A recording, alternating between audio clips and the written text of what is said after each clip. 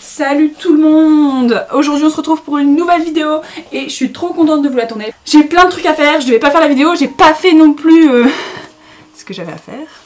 Mais je préfère faire la vidéo. Et bien entendu, il fait 25 degrés, je ne suis pas maquillée parce que j'en ai rien à foutre. Et c'est parti! J'ai eu trop envie de vous parler de Yayoi Kusama. C'est une artiste japonaise genre super connue. C'est sûr que vous avez vu au moins une fois un truc d'elle genre en histoire des arts au collège, un bail dans le genre. C'est obligé. Bref. Let's go. Ah, c'est parti.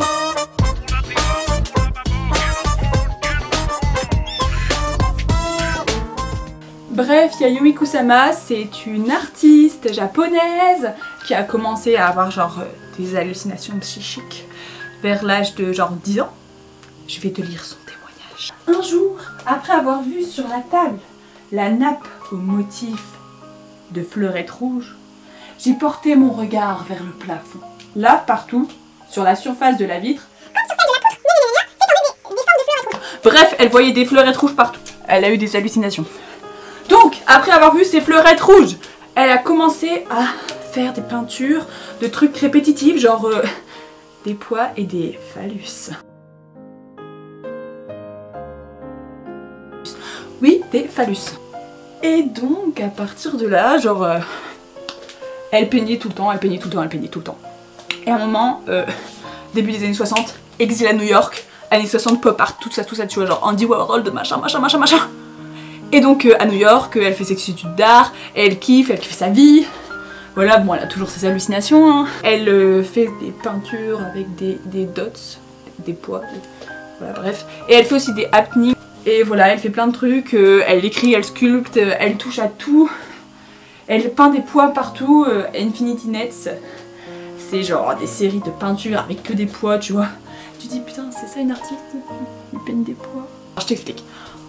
En gros, ses hallucinations, c'est genre, elle voyait des pois partout, elle avait une peur bleue des phallus, et genre, elle avait tellement peur de ça, que peindre comme ça, c'était sa façon de extérioriser les choses, et de se sentir mieux, et d'exprimer les choses. Et au-delà de ça, tous ces pois avaient une signification. Elle se disait, genre, chaque pois, c'est un humain, et donc, bah tu vois, il y a plein de pois, donc en fait, on est plein, mais c'est pas possible qu'on soit juste des petits insectes, on est plus que des petits insectes.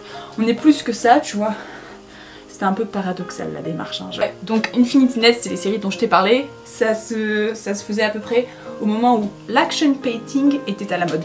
Alors l'action painting, pour faire court, c'est genre une tendance qu'il y a eu dans les années 60-70, il me semble, avec notamment Jason Pollock, qui est assez célèbre dans ce domaine. Et c'était un peu le concept de peindre dans l'action. Action painting. Bref, et donc tu vois, genre, ça partait dans tous les sens. Et voilà. À l'époque, elle faisait beaucoup de happening, donc des happenings, c'est genre... vous savez ce que c'est un happening? Genre une performance, genre en gros l'artiste et son œuvre un peu, genre il fait une action et l'action qu'il fait, bah c'est l'œuvre. Voilà quoi, enfin vous savez normalement, ou vous savez pas mais on s'en fout. Et bref, elle faisait des happenings qui parlait de la libération sexuelle, du féminisme, etc.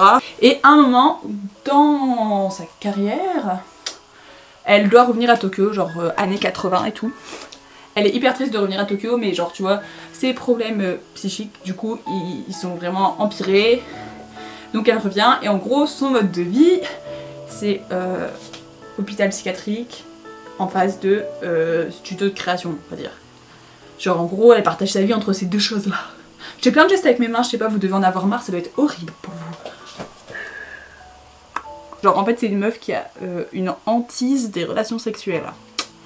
C'est-à-dire que genre elle est un peu terrorisée par ça, et bah en fait, elle déteste le patriarcalisme. Non, ça se dit pas, on dit pas patriarcalisme. Mais t'as compris, hein, parce que j'ai pas ma tête en ordre aujourd'hui. Elle déteste ça, et du coup bah... Voilà, et puis en fait sa mère voulait absolument la marier, et son père, il a trompé sa mère. Et du coup, bah, elle était trop dans un mood comme ça, T'as compris? Depuis 1980, elle s'applique à créer des environnements. C'est-à-dire que c'est plus seulement des peintures, mais ce sont des environnements. C'est-à-dire que ça va plus loin. Tu comprends? Genre, Tu rentres dans une mini pièce, tu rentres et puis il y a de la peinture et en même temps il y a plein de miroirs et du coup tu te vois partout et tu te perds, tu vois. Au final tu es juste un petit poids dans l'univers. Tu vois, c'est poétique, c'est beau, c'est touchant. Tu trouves pas? Ça s'appelle Infinity Mirrors. J'ai de la mémoire, j'ai de la mémoire. Et tu vois, c'est très poétique et genre en fait tu te retrouves vraiment dans un univers à part. Et peut-être qu'elle peint des poids et qu'elle sculpte des phallus. Mais ça a quand même du sens pour elle, tu vois. Elle est quand même célèbre parce que c'est quand même l'artiste féminine la plus vendue au monde. Et ça, c'est pas rien.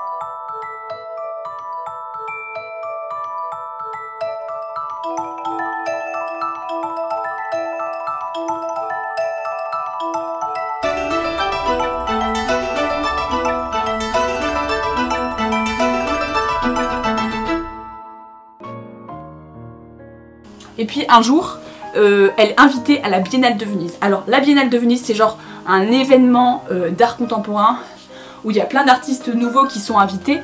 Et genre ça permet vraiment de monter ta popularité. Et du coup, à partir de donc, 93, elle devient beaucoup plus populaire et beaucoup plus connue. Voilà, tu vois, c'est là qu'elle devient famous. Surtout depuis 2008, c'est l'artiste féminine la plus vendue en fait. Ce qu'elle dit, c'est qu'elle fait de l'art psychosomatique. On va regarder ensemble ce que ça veut dire psychosomatique, car j'en sais rien du tout. Qui concerne le corps et l'esprit, se dit d'un trouble organique ou fonctionnel d'origine psychique. Je pense qu'on est plus sur la deuxième définition. En fait, c'était évident, on l'avait déjà tous compris. Elle a aussi fait une collab avec Vuitton. Je vais essayer de vous mettre des images. Voilà, qui était sympa. Et il y a eu beaucoup de médiatisation autour de ça. Il y a eu aussi une expo au centre Pompidou. À propos d'elle, etc. Et pour finir, petit clin d'œil, j'aime bien faire des ouvertures avec un autre truc complètement différent, mais pas vraiment. Il y a eu Microsoft qui, je crois en 2014, a fait un truc qui s'appelait Infinity quelque chose, parce que je me souviens plus. Et en gros, c'est trop beau, je vous mets ça en fin de vidéo. C'est genre, c'est pour représenter la Big Data et faire comprendre au peuple, parce qu'on n'y connaît rien, la Big Data. Les Big Data, je sais même pas si on dit là, les... Et genre, c'est hyper poétique, genre je vais vous montrer la vidéo. Et c'est un peu le même univers que Yayoi Kusama, ça m'a fait penser à ça. Du coup, sur ce, je vous fais des bisous. Et on se dit à bientôt pour une prochaine vidéo. Par contre, ça serait cool, c'est que tu t'abonnes, tu partages sur Insta, tu mets dans ta story Insta, tu dis Miska et Tiffen, elles font une chaîne YouTube, c'est trop bien, j'adore. Tu vois, tu te lâches un peu comme je me suis lâchée parce que d'habitude je me contiens, mais là comme je suis debout, et bah c'est beaucoup plus facile.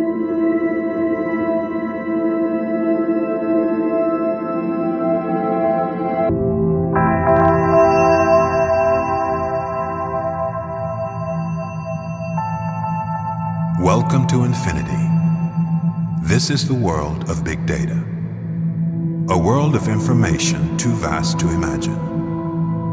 But with the right tools, you can discover extraordinary insights that are right in front of you.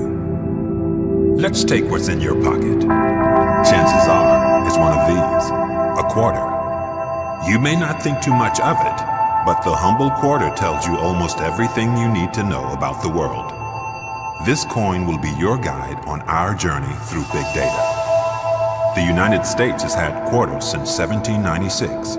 Just 20 years after the Declaration of Independence, when it was known as 2 bits.